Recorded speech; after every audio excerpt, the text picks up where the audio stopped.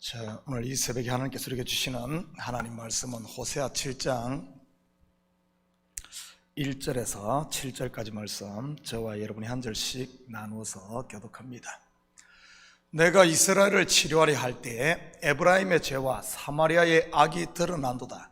그들은 그 짓을 행하며 안으로 들어가 도둑질하고 밖으로 떼지어 노략질하며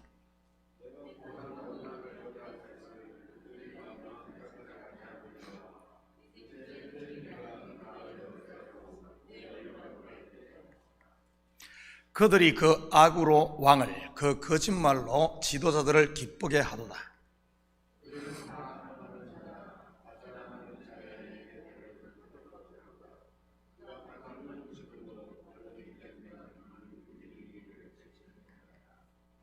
우리 왕의 날에 지도자들은 술의 뜨거움으로 병이 나며 왕은 오만한 자들과 더불어 악수하는도다.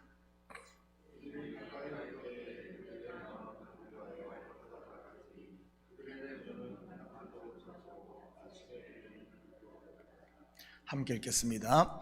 그들이 다 화덕같이 뜨거워져서 그 재판장들을 삼키며 그들의 왕들을 다 엎드러지게 하며 그들 중에는 내게 부르짖는 자가 하나도 없도다. 아멘. 좋은 아침입니다.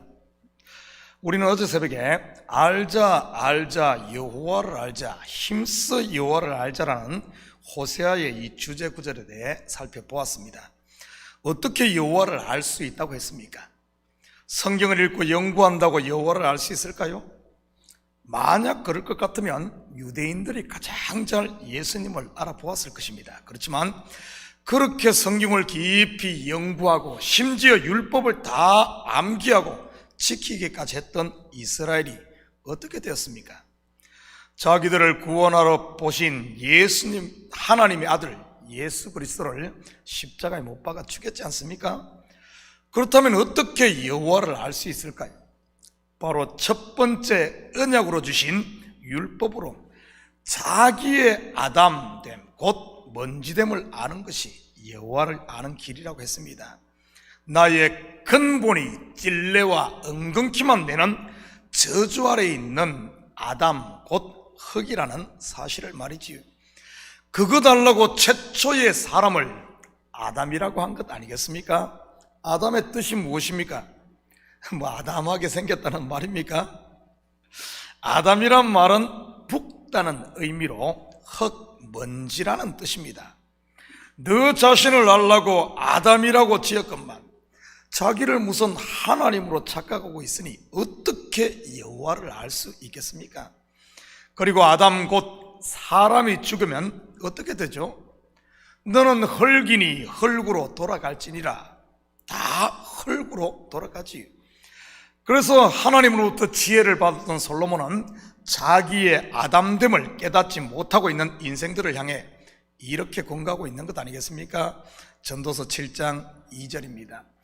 초상집에 가는 것이 잔치집에 가는 것보다 나으니 모든 사람의 끝이 이와 같이 됨이라. 산자는 이것을 그의 마음에 둘지니라. 이렇게 말하고 있는 것이지요. 봐라, 이것이 너의 실체다. 바로 아담, 곧 흙 말이지.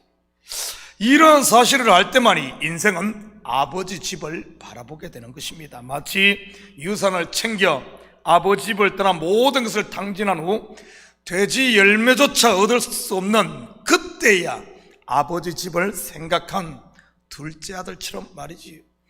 반드시 하나님의 자녀들은 이렇게 되면 하나님께로 돌아오게 되는 것입니다. 그때야 바로 아버지의 참 마음을 알게 되는 것이지요. 아버지의 마음, 곧 여호와를 안 사람이 다시 옛날로 돌아가 막 살 수 있을까요? 개야 토하였던 곳으로 다시 돌아가고 돼지야 씻었다가 다시 똥구덩이로 갈 수 있지만 하나님의 자녀는 그럴 수 없는 것입니다.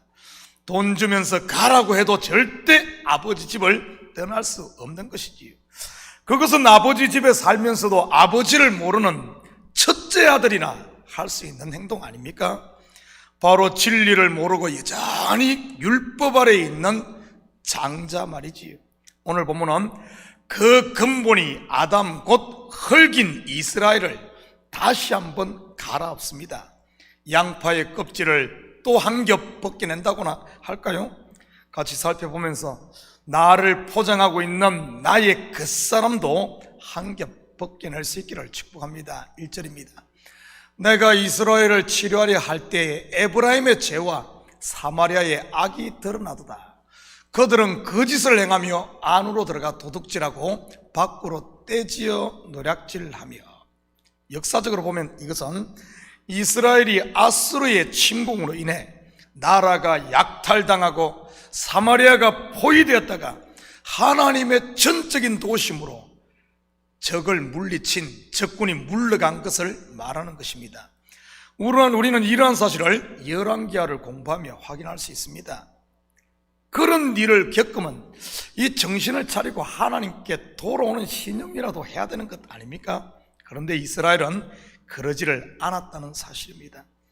죄의 껍질을 벗기고 은혜를 베풀려고 하니 속에 더 큰 죄가 들어 있었다는 이런 말이지요. 마치 맹장 수술을 하려고 배를 열었는데 속에 암덩어리가 들어있는 것과 같은 것이지요. 그렇다면 에브라임의 죄와 사마리아의 악은 무엇을 말하는 것일까요? 에브라임이란 말은 풍성하다, 열매를 맺다, 2배의 복을 받다는 뜻으로 북이스라엘의 다른 호칭으로 불립니다. 북이스라엘 10지파를 대표하는 지파가 바로 이 에브라임 지파 아닙니까? 그런데 성경에서 이스라엘이라 부르지 않고 에브라임이라고 부를 때는 좋은 의미보다는 부정적인 의미가 내포되어 있는 호칭입니다. 이런 말이지요. 2배의 복을 받고도 그것을 알지 못한다는 의미 말입니다. 마치 에서가 장자의 복을 받고도 그 가치를 모르듯이 말이지요.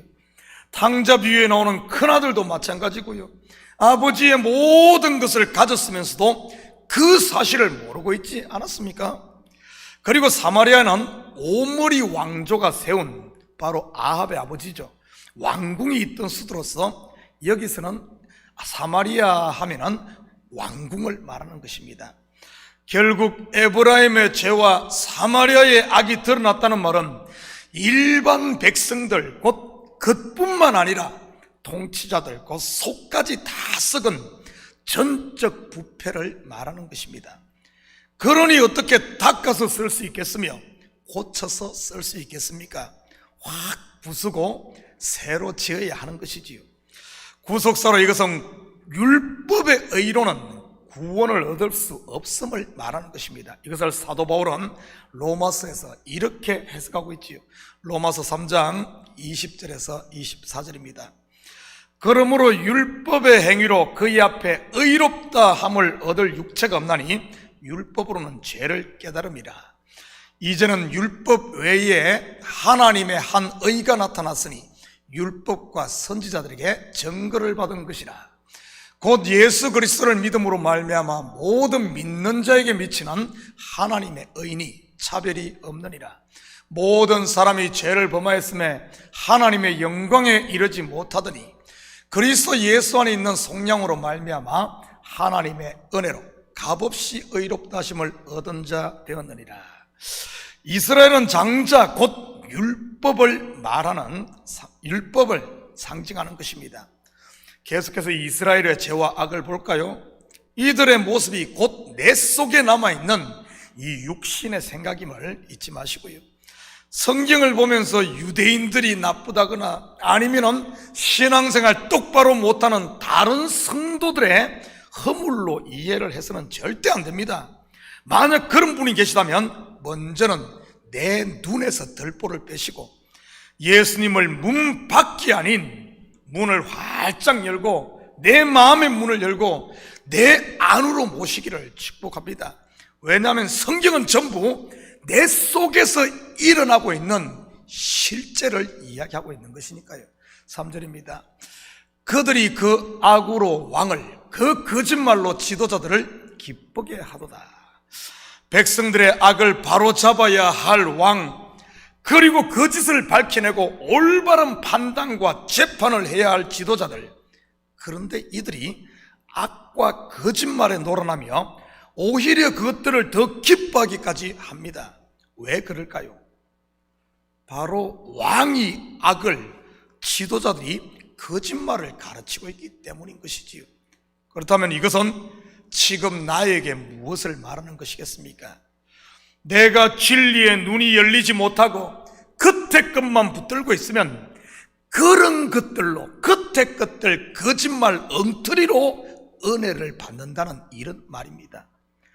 그리스도의 의가 아닌 자기 의를 추구하는 사람에게 진리를 이야기하면 오히려 돌로 치려고 할 겁니다. 그런데 이런 사람에게 율법을 말하면 아멘, 아멘 하면서 기뻐하거든요. 이 시대를 사는 목회자의 한 사람으로서 여기에 참 어려움이 있습니다. 영혼을 살릴 복음, 곧 진리를 줘야 하는데 성도들은 그것을 원치 않으니 말이지. 그렇다고 성도들이 원한다고 독이 되고 해가 되는 율법을 줄 수도 없으니 말이지. 모를 때야 아무거나 막 줄 수 있을지 모르지만 알면 어떻게 그럴 수 있겠습니까? 우리의 본성이 원하는 게 뭔 줄 압니까? 너 잘났다, 너 최고다, 이러면은 성도들 은혜 받지요. 막 행복해합니다. 당신이 최고입니다. 그러면 말이죠. 바로 이것 먹으면 하나님처럼 된다 하는 선악과 아닌가요? 그런데 진리는 무엇입니까? 바로 예수와 함께 우리의 옛사람이 십자가에 못 박힐 때 그리스도와 함께 다시 사는 것 아닙니까? 반드시 죽어야 사는 것 말이지요. 그런데 자기가 죽으려고는 하지 않고 다른 사람만 죽이려고 하니 어떻게 되겠습니까? 기억하시기 바랍니다. 복음은 우리의 육을 기쁘게 하는 것이 아니라 우리의 영을 기쁘게 하고 하나님을 기쁘시게 한다는 사실 말이지. 내 육신의 소욕인 옛 사람에게 복음은 굿뉴스가 아니라 심판의 선언인 것입니다. 4절 같이 봅니다. 그들은 다 가늠하는 자라 과자 만드는 자에 의해 달궈진 화덕과 같도다. 그가 반죽을 뭉침으로 발효되기까지만 불 일으키기를 거칠 뿐이니라. 이 말은 그 많은 하나님의 도우심에도 불구하고 또다시 죄를 반복하는 이스라엘을 묘사하는 것입니다. 마치 달궈진 화덕이 반죽이 발효되기까지 잠시 식었다가 다시 달궈지듯이 말이지요. 그렇다면 왜 이렇게 잘라도 다시 일어나는 이 잡초처럼 이스라엘의 악이 사라지지 않고 계속 자라나는 것일까요? 그것은 바로 그들의 뿌리 곧 기초가 반석 위가 아닌 모래 위에 놓였기 때문입니다. 그러니 쌓아도 창수가 날 때마다 무너지는 것이고요. 지금 우리로 말한다면 하나님의 은혜 위가 아닌 나라는 육신의 욕심 위에 기초를 세우고 신앙생활을 하기 때문에 그런 겁니다. 7절입니다. 그들이 다 화덕같이 뜨거워져서 그 재판장들을 삼키며 그들의 왕들을 다 엎드러지게 하며 그들 중에는 내게 부르짖는 자가 하나도 없도다. 역사적으로 이것은 이스라엘의 열정과 충성이 결국은 자기가 왕이 되고자 했음을 말하는 것입니다. 역사적으로 북이스라엘은 스가랴 이후 30년 동안 무려 6명의 왕이 바뀌고 4번의 혁명으로 인해 4명의 왕이 살해되는 참극이 일어났던 것입니다. 겉으로 보면 여호와의 이름으로 앞 정권을 심판한다고 큰 소리 치지만 결국에는 앞 정권을 무너뜨리고 자기가 왕이 되고는 오히려 하나님을 쫓아가는 것이 아니라 자기가 또 우상 숭배하며 자기가 일을 하는 이런 모습을 이야기하는 것이지요. 그런데도 그들은 하나님을 찾은 것이 아니라 계속해서 아수르를 의지하고 우상을 의지하고 애굽을 의지하고 계속 그랬던 것이죠. 이것은 이스라엘의 역사의 한 단면만을 말하는 것이 아닙니다. 지금 내 모습일 수도 또한 교회의 모습일 수도 있는 것입니다. 모든 우리의 종교적 열심이 결국은 자기를 위한 것 말이지요. 하나님 없이 스스로 하나님 되려고 했던 첫사람 아담과 하와처럼 말입니다. 우리의 신앙이 바른 복음 곧 은혜 위에 세워지지 않는다면, 그리스도 위에 세워지지 않는다면 말이지. 사랑하는 성도 여러분, 여러분은 신앙의 연조가 더할수록 점점 자유로워집니까? 아니면은 더 구속되고 내 속에서 얽매입니까? 신앙의 연조가 더할수록 세상의 것이 더 커 보입니까? 아니면은 세상의 것이 하찮아 보이며 하늘의 것이 더 커 보입니까? 신앙의 연조가 더할수록 여러분, 내 속에 남는 게 나입니까? 아니면은 나는 강고덥고 먼지, 아담, 나띵이 되고 내 속에 남는 것은 예수 그리스도입니까?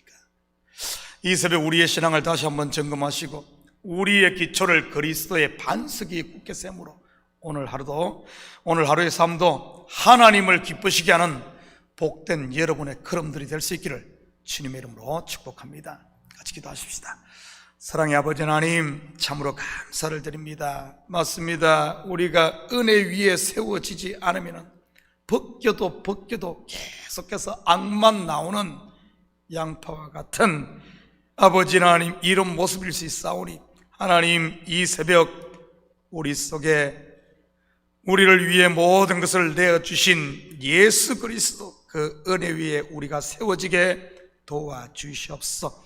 아버지 하나님, 나는 강고듣게 하시고 아버지 하나님, 내 속에서 그런 것이 나올 때마다 주님을 바라보며 나의 아담됨을, 아버지 하나님, 흙이요 먼지됨을 발견케 하시고 그런 나를 버리지 않으시고 다시 아버지 하나님 그리스도의 핏값으로 사서 하나님의 아들 천국을 유업으로 주시는 아버지 하나님, 이 하나님을 바라보게 하시고 오직 주님만이 나의 전부가 되는 바른 신앙 고백과 더불어 그리스도의 은혜 위에 온전히 우리의 삶을 건설할 수 있도록 축복하여 주시옵소서. 감사드리며 예수님의 이름으로 기도드립니다. 아멘.